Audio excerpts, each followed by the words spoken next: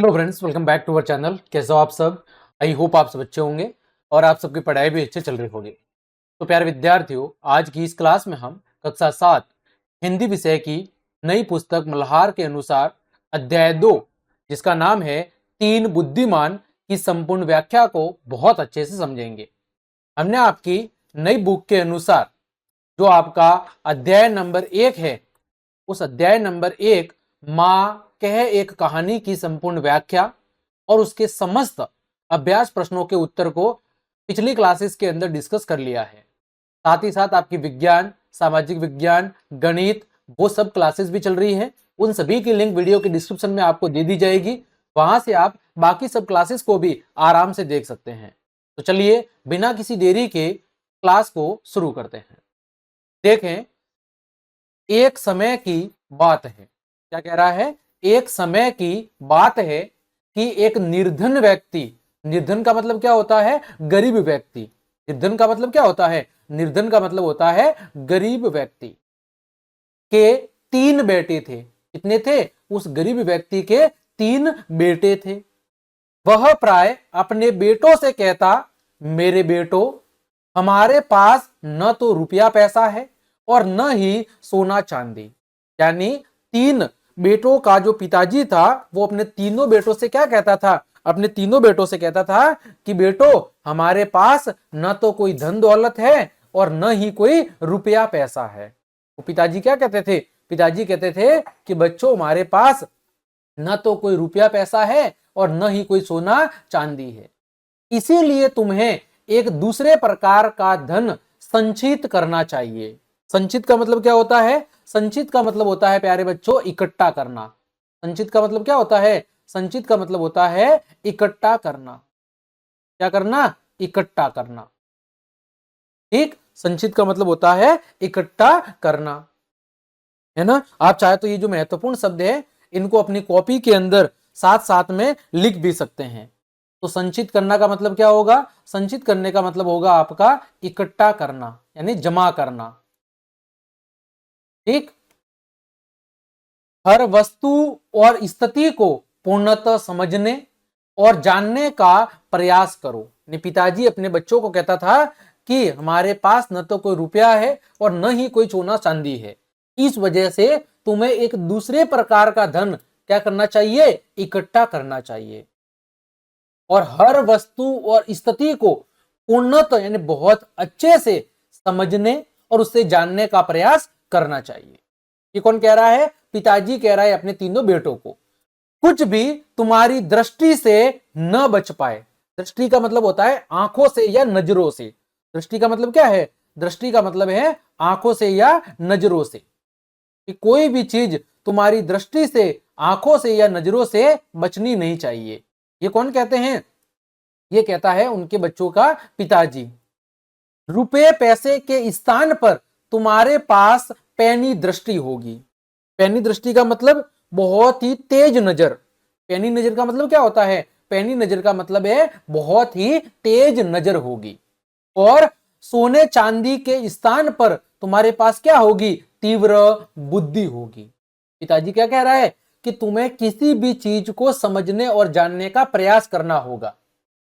कोई भी चीज तुम्हारी आंखों से, तुम्हारी नजरों से बचनी नहीं चाहिए।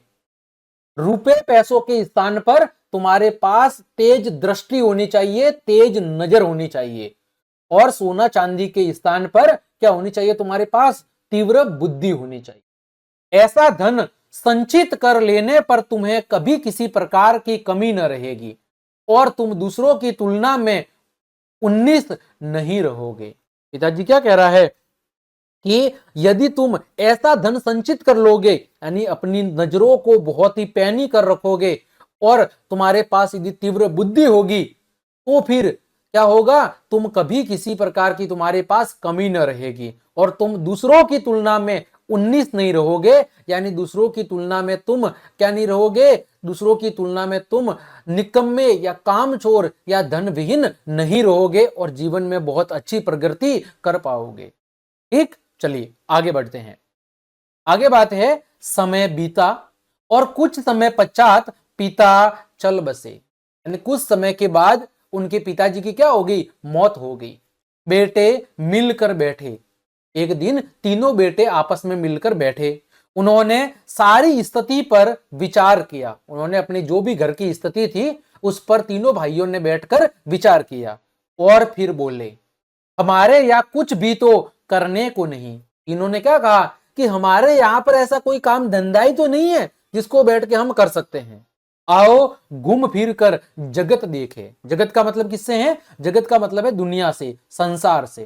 तीनों पे क्या कहते हैं कि आओ हम किसे देखें, दुनिया जगत को देखते हैं। आवश्यकता होने पर हम चरवाहों या खेत में श्रमिकों का काम कर लेंगे। यदि कहीं जरूरत होगी तो हम क्या करेंगे, तो हम चरवाहों, चरवाहों का मतलब है जो पशुओं को चरवाने का काम करते हैं।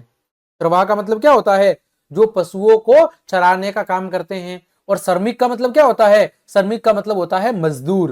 क्या होता है, श्रमिक का मतलब होता है मजदूर। कि या तो हम पशुओं को चराने का काम कर लेंगे या फिर मजदूरी कर लेंगे, हम कहीं भी क्यों ना हो भूखे नहीं मरेंगे।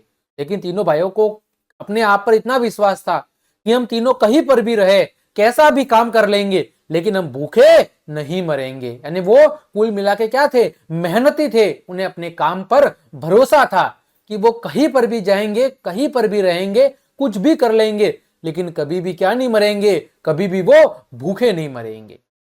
अंततः वे तैयार होकर यात्रा पर चल दिए और अंत में वे तीनों भाई तैयार होके एक यात्रा पर चल दिए।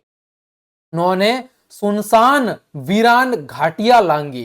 सुनसान वीरान का मतलब है बिल्कुल एकांत वाली, जहां पर कोई मानव, पशु, पक्षी, जानवर नहीं थे, है ना। लांगी का मतलब क्या होता है, लांगना का मतलब होता है किसी को पार करना। लांगना का मतलब क्या होता है, लांगना का मतलब है किसी चीज को पार करना। और ऊंचे ऊंचे पहाड़ों को पार किया।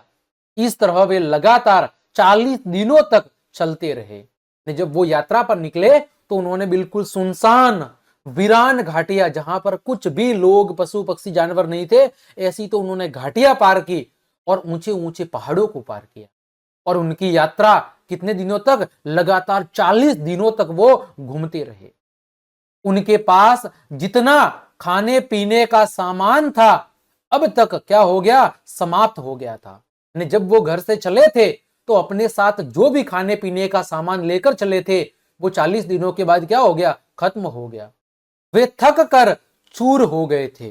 थक कर क्या हो गए थे, बिल्कुल चूर हो गए थे। इसका मतलब अब उनमें और यात्रा करने की हिम्मत नहीं बची थी। उनके पैरों में छाले पड़ गए थे। तीनों भाइयों के पैरों में छाले पड़ गए थे। किंतु सड़क थी कि समाप्त होने को नहीं आ रही थी। लेकिन अभी भी रास्ता है, जो सड़क है वो समाप्त हो रही नहीं थी। पैरों में छाले पड़ गए थे लेकिन अभी भी सड़क है वो खत्म होने का नाम नहीं ले रही थी। वे एक जगह पर आराम करने के लिए रुके और पुनः आगे चल दिए। फिर वो एक जगह पर कुछ समय के लिए आराम करने के लिए रुके और फिर वहां से दोबारा आगे चल दिए। अंत में उन्हें अपने सामने वृक्ष और मकान दिखाई दिए। लास्ट में उन्हें अपनी नजरों के सामने एक क्या, अपनी नजरों के सामने उन्हें वृक्ष और कई सारे मकान दिखाई दिए। वे एक बड़े नगर के पास अंत में पहुंच गए थे। अंत में वो एक बड़े नगर के पास में वो लोग पहुंच गए थे। ठीक, तो इस पहले पेज पर हमने क्या पढ़ा पूरा, कि एक समय की बात है, एक व्यक्ति के 3 बेटे थे। अपने पिता ने बेटों को क्या सलाह दी कि हमारे पास न तो रुपए पैसे हैं न सोना चांदी है, इस वजह से तुम्हें अपनी पैनी दृष्टि को विकसित करना होगा। हर चीज को तुम्हें अच्छे से समझना और सोचना पड़ेगा, जानना पड़ेगा। पिता ने अपने बेटों को सलाह दी कि तुम अपनी बुद्धि और अपने ज्ञान को इतना बढ़ाओ कि कभी तुम भूखे न मरो और बाकी लोगों से हमेशा आगे रह सको। उस समय के बाद पिताजी की मृत्यु हो गई। तो तीनों भाइयों ने बैठ के सोचा कि हमारे यहाँ पर तो कुछ काम करने जैसी चीज है नहीं। इस वजह से वो काम की तलाश में चल दिए किसी यात्रा पर। अंततः लगभग 40 दिनों की यात्रा के बाद वो एक नगर के अंदर पहुंच गए। ये सारी बातें हमने पहले पेज के ऊपर पढ़ी है। ठीक, आगे बढ़ते हैं। आगे देखो, अंत में तीनों भाई एक नगर के अंदर पहुंच जाते हैं। अब देखो आगे क्या होता है। आगे देखो, यहां पर तीनों भाई बहुत प्रसन्न हुए। यानी जब उन्हें एक नगर दिखाई दिया, एक नगर के पास पहुंच गए, तो तीनों भाई बहुत प्रसन्न हो गए और शीघ्रता से, शीघ्रता का मतलब तेजी से पग बढ़ाने लगे। पग का मतलब क्या है? पग का मतलब है पैर, मारवाड़ी शब्द है पग। पग का मतलब क्या होता है? पैर। कि तीनों भाई वो अब तेजी से चलने लगे। जब उन्हें नजरों के सामने एक शहर या नगर दिखाई देने लगा, तो अब उनके पैर तेजी से चलने लगे। जब वे नगर के बिल्कुल निकट पहुंच गए, जब वे नगर के बिल्कुल निकट का मतलब है पास, नगर के बिल्कुल पास पहुंच गए, तो सबसे बड़ा भाई अचानक रुका। उसने धरती पर दृष्टि डाली और बोला। तब बड़ा भाई जो था तीनों में से, वो वहां पर रुका और उसने अपनी जो दृष्टि है, दृष्टि का मतलब है नजर, वो कहां डाली? धरती के ऊपर। थोड़ी ही देर पहले वहां से एक बहुत बड़ा ऊंट गया है। और वो बड़ा भाई क्या बोला दोनों भाइयों से? कि थोड़ी ही देर पहले यहां से एक बहुत बड़ा ऊंट गया है। वे थोड़ा और आगे गए और मजला भाई रुका। मजला भाई का मतलब बीच वाला भाई जात हुआ। जो बीच वाला भाई था वो रुका और सड़क के दोनों ओर देख कर बोला। उसने सड़क के दोनों साइड देखा और क्या बोला? संभवतः वह ऊंट एक आंख से नहीं देख पाता हो। बीच वाला भाई क्या बोलता है? हो सकता है कि वो ऊंट एक आंख से अंधा हो। ये किसने कहा? दूसरे वाले भाई ने, बीच वाले भाई ने। वे कुछ और आगे गए और सबसे छोटे भाई ने कहा कि ऊंट पर एक महिला और एक बच्चा सवार थे। तीसरे भाई क्या कहा? तीसरे भाई ने कहा कि ऊंट के ऊपर एक महिला और एक बच्चा है, वो बैठे हुए थे। बिल्कुल सही, दोनों बड़े भाइयों ने कहा, है ना? दोनों बड़े भाइयों ने क्या कहा? छोटे, बिल्कुल तुम्हारी बात सही हो सकती है। और फिर तीनों फिर आगे बढ़ चले। उस समय के बाद एक घुड़सवार, घुड़सवार का मतलब क्या होता है? घुड़सवार का मतलब जो घोड़े के ऊपर सवार हो, वो व्यक्ति उनके पास से निकला। किनके पास से? उन तीनों भाइयों के पास होकर से निकला। सबसे बड़े भाई ने उसकी ओर देखकर पूछा, घुड़सवार, तुम किसी खोई हुई वस्तु को ढूंढ रहे हो ना? घुड़सवार ने घोड़ा रोककर उत्तर दिया, हाँ। जब वो घोड़े वाला व्यक्ति उन तीनों भाइयों के पास से होकर गुजरा, तो बड़े भाई ने कहा घोड़े वाले से कि घुड़सवार, तुम किसी खोई हुई चीज को खोज रहे हो, है ना? तुम किसी खोई हुई चीज को ढूंढ रहे हो। तो घुड़सवार ने क्या कहा? हाँ भाई, तुम्हारा ऊंट खो गया है ना? सबसे बड़े भाई ने कहा। तो सबसे बड़े भाई ने उस घोड़े वाले व्यक्ति से क्या कहा कि क्या तुम्हारा ऊंट खो गया है? तो घुड़सवार बोलता है, हाँ, बहुत बड़ा सा। हाँ, वह एक आंख से नहीं देख पाता न। मजले भाई ने पूछा। तो फिर छोटे भाई ने, बीच वाले भाई ने क्या कहा उस घोड़े वाले से कि क्या वो एक आंख से अंधा था? वो एक आंख से नहीं देख पाता था? तो घुड़सवार ने कहा, हाँ। फिर तीसरे वाले भाई ने, सबसे छोटे भाई ने क्या कहा कि एक छोटे से बच्चे के साथ उस पर महिला सवार थी ना? सबसे छोटे भाई ने सवाल किया। तो तीसरे भाई ने क्या सवाल किया घोड़े वाले से कि क्या उस ऊंट पर एक महिला और एक छोटा बच्चा बैठे हुए थे? तो घुड़सवार ने तीनों भाइयों को शंका की दृष्टि से देखा। कौन सी दृष्टि से? शंका की दृष्टि से, यानी उन पर शक किया और बोला, आहा, तो तुम्हारे पास है मेरा ऊंट। घोड़े वाले को क्या लगा कि इन तीनों ने ही मेरे ऊंट को चुराया है। तो घोड़े वाले ने उन तीनों से कहा कि ओ, तुम्हारे पास है मेरा ऊंट, तुरंत बताओ तुमने उसका क्या किया। घोड़े वाला क्या कहता है उनसे कि तुरंत बताओ तुमने मेरे ऊंट का क्या किया। तो वो तीनों भाई जवाब देते हैं, हमने तुम्हारे ऊंट का मुंह तक नहीं देखा। भाइयों ने उत्तर दिया। भाइयों ने क्या उत्तर दिया कि हमने तो तुम्हारे ऊंट का मुंह तक नहीं देखा, तो तुम्हें उसके बारे में सभी बातें कैसे पता चली? तो घोड़े वाला क्या कहता है, तो फिर तुम उस ऊंट के बारे में सारी बातें कैसे जानते हो? तुम्हें उसके बारे में सारी बातें कैसे पता चली? चलिए, आगे कहानी का बहुत बढ़िया भाग आने वाला है ना? अब देखो, तीनों भाई क्या कहते हैं, क्योंकि हम अपनी आंखों और बुद्धि से काम लेना जानते हैं, भाइयों ने उत्तर दिया। तो तीनों भाइयों ने क्या उत्तर दिया कि हम तीनों भाई अपनी आंखों और बुद्धि से काम लेना जानते हैं। शीघ्रता से उस दिशा में अपना घोड़ा दौड़ाओ वहां तुम्हें तुम्हारा ऊंट मिल जाएगा। तीनों भाई ने क्या कहा, घोड़े वाले को कहा कि तुम तुरंत ही उस दिशा के अंदर, उन्होंने एक दिशा बताई कि इस दिशा में तुम अपने घोड़े को तुरंत आगे बढ़ाओ, तुम्हें वहां पर तुम्हारा ऊंट मिल जाएगा।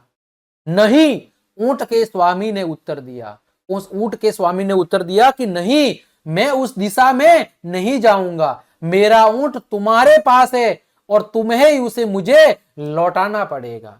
घोड़े वाला वो बात मानने को तैयार ही नहीं था। घोड़े वाले को डाउट था कि इन तीनों ने ही मेरे ऊंट को चुराया है। इस वजह से जब तीनों भाइयों ने घोड़े वाले को आगे दिशा में बढ़ने को कहा तो घोड़े वाले ने कहा कि नहीं, मैं उस दिशा में नहीं जाऊंगा, मेरा ऊंट तो तुम्हारे पास है और तुमको ही मेरा ऊंट मुझे लौटाना पड़ेगा। फिर आगे भाइयों ने चिंतित होते हुए कहा कि हमने तो तुम्हारे ऊंट को देखा तक नहीं है भाई। उन तीनों भाइयों ने क्या कहा कि भाई हमने तो तुम्हारे ऊंट को देखा तक नहीं है, लेकिन घुड़सवार उनकी एक भी सुनने को तैयार नहीं था। लेकिन वो घोड़े वाला उनकी एक भी बात सुनने को राजी नहीं था। उसने अपनी तलवार निकाल ली और जोर से घुमाते हुए तीनों भाइयों को अपने आगे आगे चलने का आदेश दिया। घोड़े वाले ने क्या किया, फट से अपनी कमर से तलवार निकाली और तीनों भाइयों को कहा कि चलो तीनों, तुम मेरे आगे आगे चलो और मुझे अपने ऊंट के पास लेकर चलो, है ना। इस प्रकार वह उन्हें सीधे अपने देश के राजा के भवन में ले गया। घोड़े वाला उनको कहां लेकर गया, अपने देश के राजा का जो भवन था, राज दरबार था, वहां पर उन तीनों भाइयों को वो घोड़े वाला लेकर गया। इन तीनों भाइयों को सुरक्षा कर्मियों को सौंप कर वह स्वयं राजा के पास गया। उन तीनों भाइयों को उस घोड़े वाले ने क्या किया, जो राजा के दरबार में सुरक्षा कर्मी थे, उन सुरक्षा कर्मियों को सौंपा और वह खुद घोड़े वाला राजा के पास गया। क्या कहता है, मैं अपने रेवड़ों को पहाड़ों पर लिए जा रहा था, उसने कहा, और मेरी पत्नी मेरे छोटे से बेटे के साथ बड़े से ऊंट पर मेरे पीछे पीछे आ रही थी। किसी कारण उनका ऊंट पीछे रह गया और वे रास्ते से भटक गए। मैं उन्हें ढूंढने गया तो मुझे रास्ते में 3 व्यक्ति मिले जो पैदल चले जा रहे थे। मुझे पूरा विश्वास है कि उन्होंने मेरा ऊंट चुराया है और मेरी पत्नी और बेटे को मार डाला है। अब जो घोड़े वाला है वो राजा को जाके ये बात कहता है कि मैं अपने रेवड़ों को, रेवड़ों का मतलब क्या होता है, पशुओं का झुंड। रेवड़ का मतलब क्या होता है, रेवड़ का मतलब होता है पशुओं का झुंड। यानी वो घोड़े वाला राजा को जाके कहता है कि राजा महोदय, मैं अपने पशुओं के झुंड को पहाड़ों पर लिए जा रहा था और मेरी पत्नी और मेरा छोटा बच्चा एक बड़े से ऊंट पर बैठकर मेरे पीछे पीछे आ रहे थे, लेकिन किसी कारण से मेरा ऊंट पीछे रह गया और वे रास्ता भटक गए। और जब मैं उन्हें ढूंढने गया तो मुझे रास्ते में 3 लोग मिले और वे पैदल जा रहे थे। मुझे पूरा पूरा डाउट है कि मेरा ऊंट है वो उन तीनों ने ही चुराया है और मेरी पत्नी और बेटों को उन्होंने मार डाला है। तो राजा क्या कहता है कि तुम ऐसा क्यों समझते हो। जब वह व्यक्ति अपनी बात कह चुका तो राजा ने पूछा, जब उस व्यक्ति ने अपनी सारी बात राजा को बता दी, फिर राजा ने उस व्यक्ति को पूछा कि तुम ऐसा क्यों समझते हो। तो वो व्यक्ति कहता है, इसलिए कि मैंने उन लोगों से इस संबंध में एक भी शब्द नहीं कहा था, फिर भी उन्होंने मुझे यह बताया कि ऊंट बहुत बड़ा था, एक आंख से नहीं देख पाता था और उस पर एक महिला बच्चे के साथ सवार थी।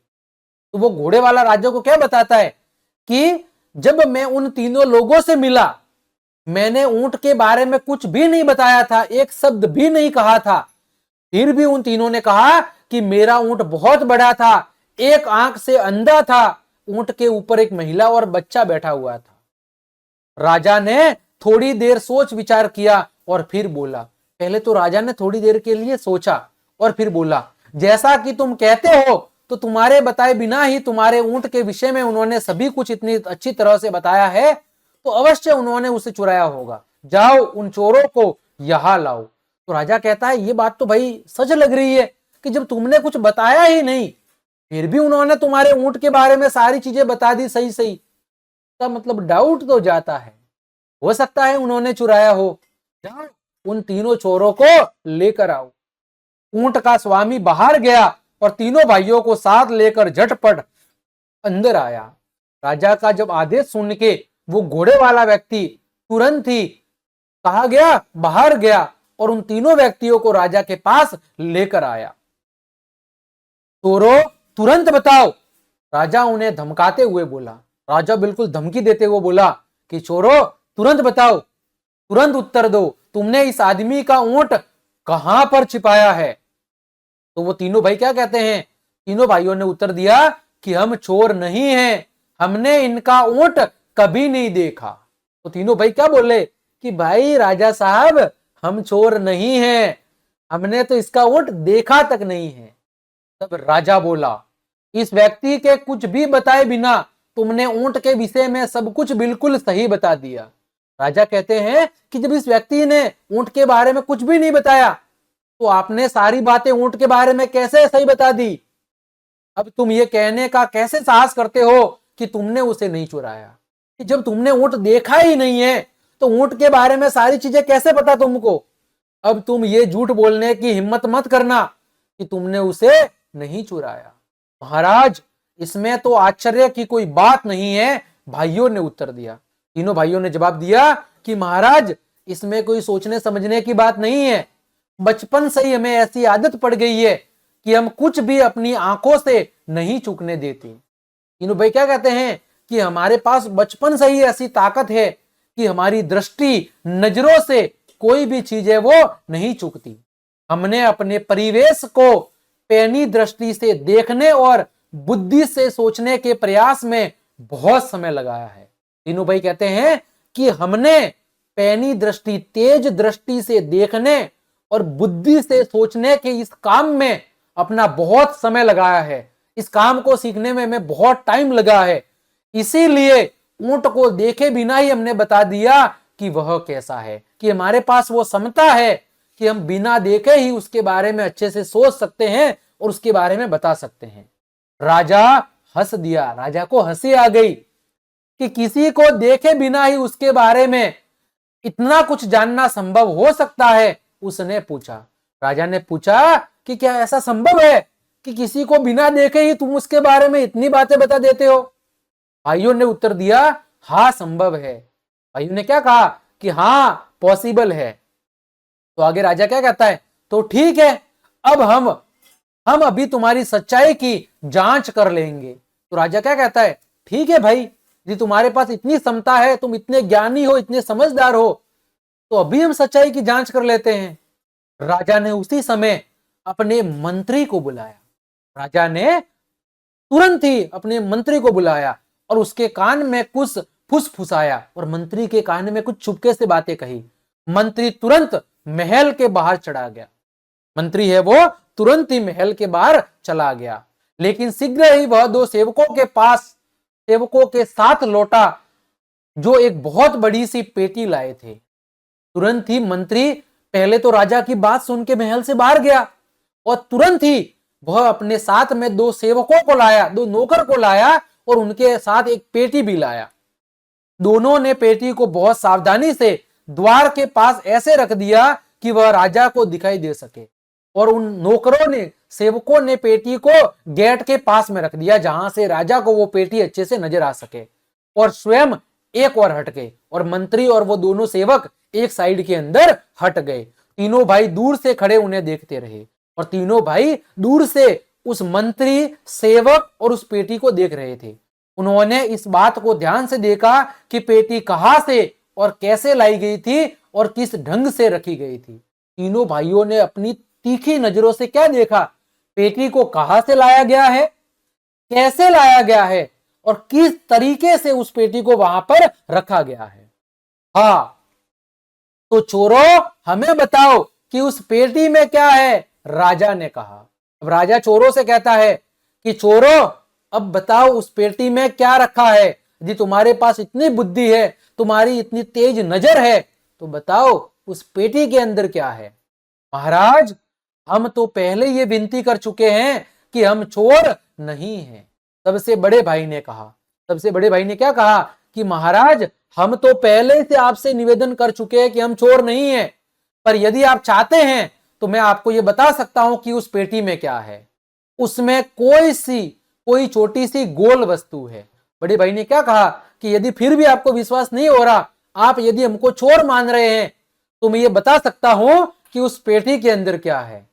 बड़े भाई ने कहा उसमें छोटी सी कोई गोल वस्तु है ना। अब मझला भाई, बीच वाला भाई क्या कहता है, उसमें अनार है।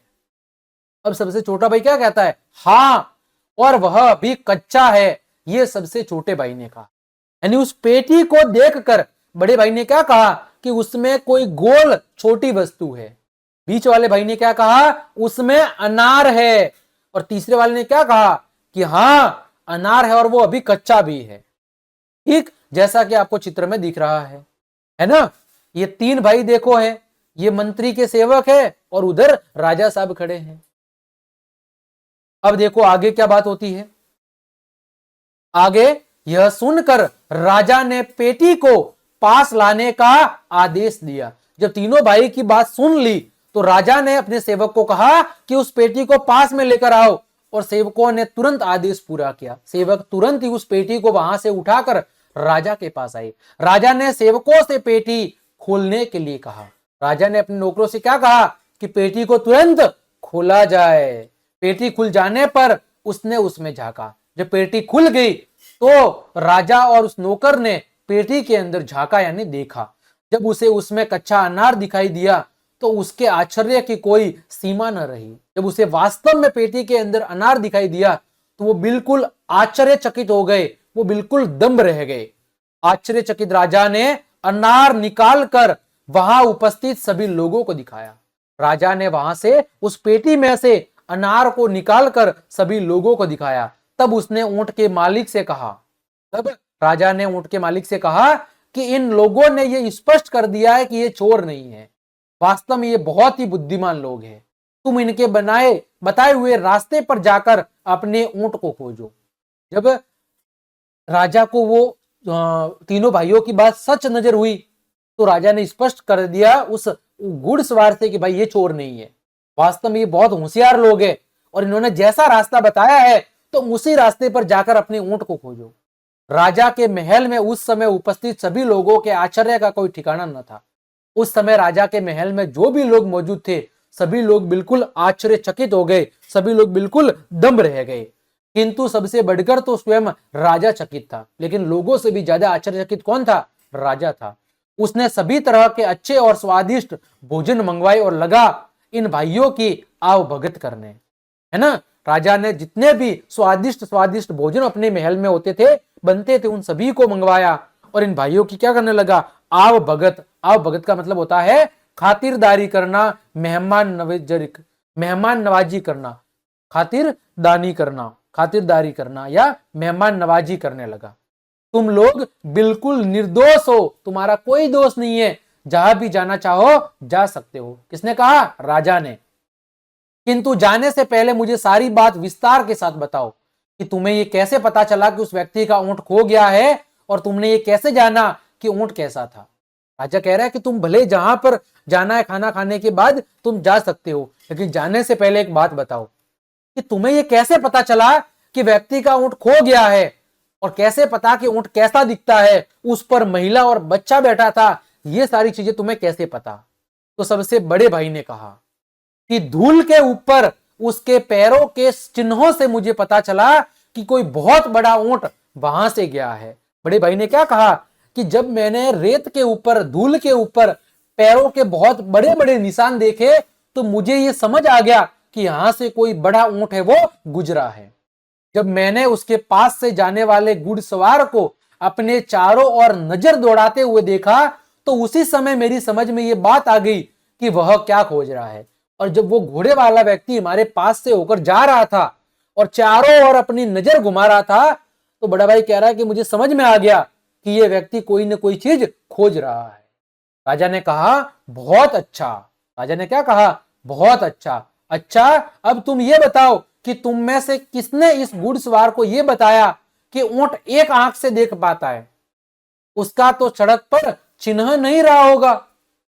राजा ने कहा कि अब मुझे यह बताओ कि तुम में से किसने ये पता लगाया कि ऊंट एक आंख से नहीं देख सकता था, क्योंकि उसके तो कोई निशान नहीं होते कि भाई एक आंख से देख सकता है या एक आंख से नहीं देख सकता, इसके तो कोई निशान होते नहीं है। तो बीच वाला भाई क्या कहता है, मझला भाई कहता है कि मैंने इस बात का अंदाजा लगाया या अनुमान ऐसे लगाया कि सड़क के दाई और घास तो ऊंट ने चरी थी, मगर बाई और की घास जयो की त्यो यानी ऐसी की ऐसी थी। इसने कहा, मजले भाई ने, बीच वाले भाई ने कहा कि जब मैंने अनुमान लगाया तो क्या देखा कि एक तरफ की घास तो चरी हुई थी, लेकिन एक तरफ की घास वैसी की वैसी थी। इसका मतलब ऊंट ने एक साइड की घास चरी थी, जिस आंख से वो देख सकता था उस वाले भाग की घास उसने खाई थी, और जिस भाग में वो नहीं देख सकता था उस वाले भाग की घास ऐसी की ऐसी थी।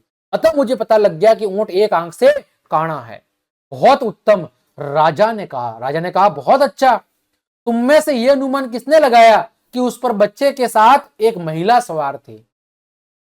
मैंने, सबसे छोटे भाई ने उत्तर दिया कि ये मैंने पता लगाया। मैंने देखा कि एक स्थान पर ऊंट के घुटने टेक कर बैठने के चिन्ह बने हुए थे। छोटे भाई ने क्या कहा, मैंने देखा कि एक जगह ऊंट है वो घुटने टेक कर बैठा था, उसके पास ही रेत पर एक महिला के जूतों के चिन्ह दिखाई दिए, और जहां ऊंट बैठा था उसके पास में ही महिलाओं के जूतों के चिन्ह बने हुए थे, साथ ही छोटे छोटे पैरों के निशान थे, जिससे मुझे ये पता चल गया कि महिला के साथ एक छोटा बच्चा भी था। बहुत अच्छा, तुमने बिल्कुल सही कहा है, राजा बोला। राजा ने क्या कहा, बहुत अच्छा, तुमने बिल्कुल सही कहा है, लेकिन तुम लोगों को यह कैसे पता चला कि पेटी में एक अच्छा अनार है? राजा कह रहा है, लेकिन वो बात तो ठीक है, लेकिन तुम्हें यह कैसे पता चला कि पेटी के अंदर एक कच्चा अनार है? यह बात तो मेरी समझ में बिल्कुल नहीं आ रही। ये किसने कहा? राजा ने कहा। अब देखो आगे तीनों भाई राजा को क्या समझाते हैं।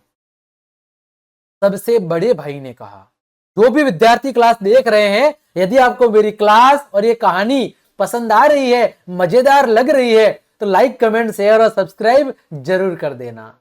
अब देखो सबसे बड़ा भाई कहता है कि जिस तरह दोनों व्यक्ति उसे उठाकर लाए थे, उससे बिल्कुल स्पष्ट था कि वह थोड़ी भी भारी नहीं है। बड़ा भाई क्या कहता है कि जब दोनों सेवक आपके पेटी को उठाकर लाए थे, तो ये बात तो बिल्कुल फिक्स थी कि पेटी में कोई भारी सामान नहीं है, क्योंकि वो बिल्कुल आसानी से पेटी को उठाकर लाए थे। और जब वे पेटी को रख रहे थे तो मुझे उसके अंदर किसी छोटी सी गोल वस्तु के लुढ़कने की ध्वनि सुनाई दी थी। और जब वो पेटी को नीचे जमीन के ऊपर रख रहे थे तो मुझे ऐसे सुनाई दी आवाज कि पेटी के अंदर कोई चीज लुढ़क रही थी। तो आगे मजला भाई बोला कि मैंने ऐसा अनुमान लगाया कि जो पेटी है वो उद्यान, बगीचे की ओर से लाई गई है, और उसमें कोई छोटी सी गोल वस्तु है, और वह अवश्य क्या होगा? अनार ही होगा।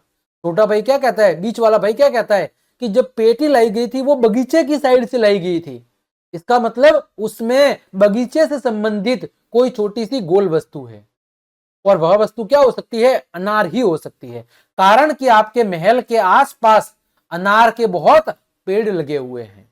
बहुत अच्छा, राजा ने कहा। और सबसे छोटे भाई से पूछा, लेकिन तुम्हें यह कैसे पता चला कि अनार है वो कच्चा है?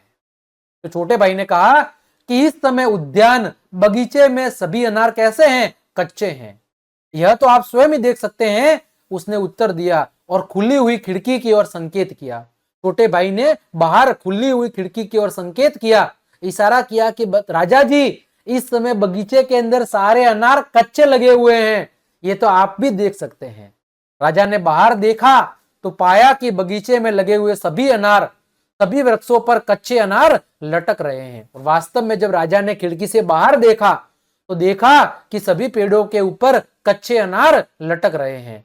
राजा इन तीनों भाइयों की असाधारण पैनी दृष्टि यानी अपनी उनकी तीव्र दृष्टि और तीक्ष्ण तेज बुद्धि से बिल्कुल चकित रह गया, अचंभित रह गया। धन संपत्ति या सांसारिक वस्तुओं की दृष्टि से तो तुम धनवान नहीं हो, लेकिन तुम्हारे पास बुद्धि का बहुत बड़ा कोष है। कोष का मतलब होता है खजाना या भंडार। किसने कहा? राजा ने कहा कि भले ही तुम्हारे पास धन संपत्ति नहीं हो, सांसारिक वस्तुएं नहीं हो, लेकिन तुम्हारे पास बुद्धि का एक बहुत बड़ा खजाना है। उसने प्रशंसा करते हुए कहा, राजा ने प्रशंसा करते हुए कहा, यह बात कही कि भले ही तुम्हारे पास धन संपत्ति दौलत नहीं हो, उस दृष्टि से तुम भले ही धनवान नहीं हो, लेकिन तुम्हारे पास बुद्धि का एक बहुत बड़ा भंडार है, खजाना है। और राजा ने अपने दरबार के अंदर उन तीनों भाइयों को रख लिया। इस तरह कहानी का एक बहुत ही सुखद क्या होता है, अंत होता है। अतः कहा गया है कि भले ही आपके पास धन दौलत न हो, लेकिन यदि आपके पास ज्ञान है, विद्या है, तो निश्चित रूप से जो विद्या ज्ञान है वो दुनिया के सभी ज्ञान से, सभी संपत्ति से श्रेष्ठ है। यही हमें इस कहानी से सीख मिलती है कि हमारे पास भले ही धन संपत्ति दौलत न हो, लेकिन यदि आपके पास बुद्धि है, ज्ञान का भंडार है, तो दुनिया की किसी भी प्रकार की जो संपत्ति है वो आपकी ज्ञान के आगे छोटी है। तो प्यारे विद्यार्थियों, प्यारे लाडलो, प्यारे रसगुल्लो, इस तरह आज की इस क्लास के अंदर हमने 3 बुद्धिमान से संबंधित ये जो बहुत प्यारी कहानी थी, इसको बहुत अच्छे से समझा है। उम्मीद करता हूं पूरी कहानी आपको बहुत अच्छे समझ में आई होगी। तो क्लास देखने के लिए आप सभी का धन्यवाद। यदि आपको मेरी क्लास और ये मेहनत पसंद आई है तो फिर लाइक, कमेंट, शेयर और सब्सक्राइब जरूर करें। अगली क्लास के अंदर हम इस पाठ से संबंधित जितने भी प्रश्न दिए गए हैं उन प्रश्नों को हम डिस्कस करेंगे। मिलते हैं अगली क्लास में, तब तक के लिए आप सबको जय हिंद, जय भारत।